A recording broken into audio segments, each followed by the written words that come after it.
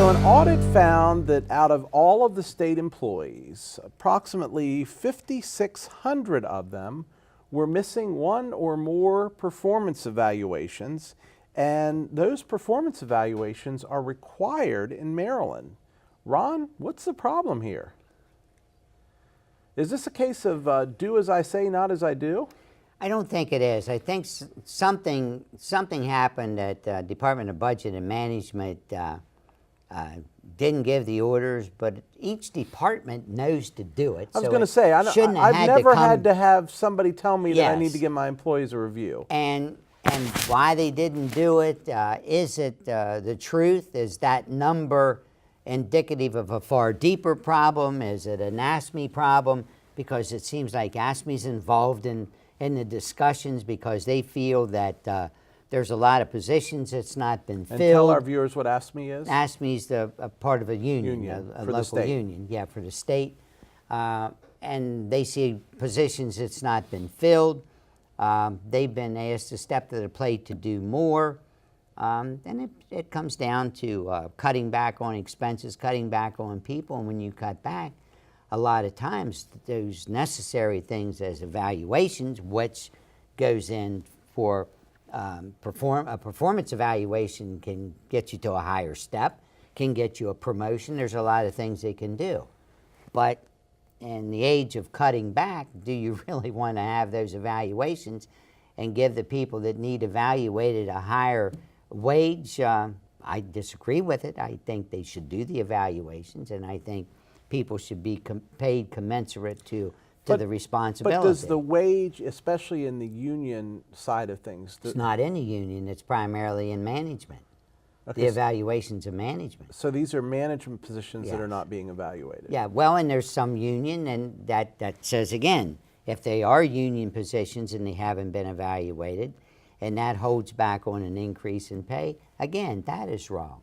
So is there another level of problem that's dealing with potential pay raises for a good evaluation, and they don't want to do it? So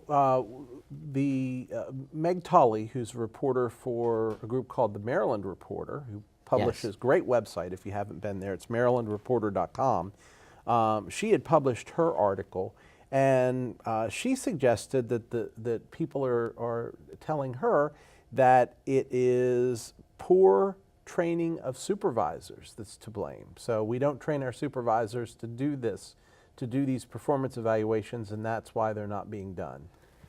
Performance evaluations, I was a State Department administrator, okay, for 6 years, and we had our employees, and you had somebody that you made sure that twice a year they got their evaluations, and the evaluations were handed in.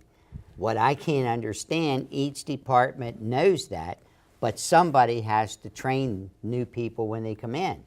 It's not a new administration. They've been in office for 4 years, so there shouldn't be an issue there. The secretary of the department hasn't changed, so they should know that. I can't see what the problem is, and is the problem being overblown? Is it being made out to be worse than what it really is, or is there something that maybe the governor should say, okay, Lieutenant Governor, get down, get this problem squared away within the next week?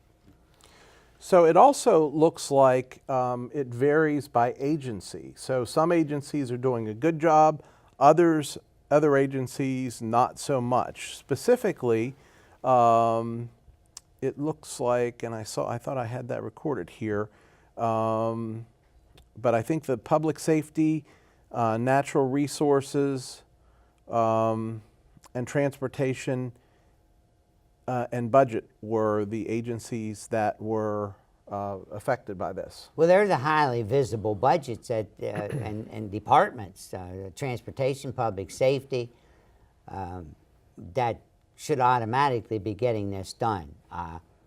I'm interested in finding out what's really behind this total movement, because having been part of state government at one time, there's something more than meets the eye on why there's a significant problem that's just brought out during an election.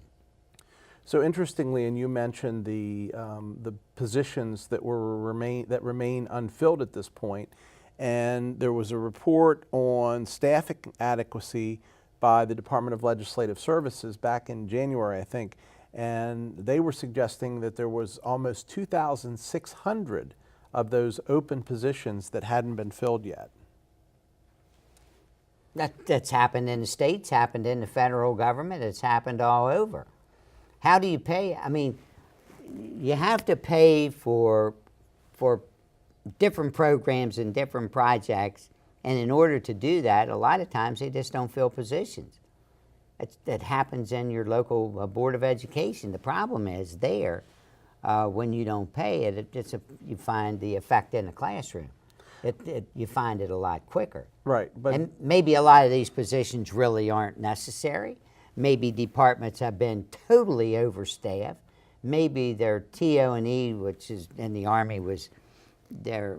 You made up how many personnel you was really supposed to have and how much equipment. Maybe there's been too many people in some of these positions, in some of these different departments, that they've just says, we're not hiring them anymore. We'll get more done with less. And that's what they look. That comes from a government that's a conservative government that wants to cut spending. Okay. All right. That's all we have on that. Coming up next, it's thumbs up, thumbs down. Stay with us.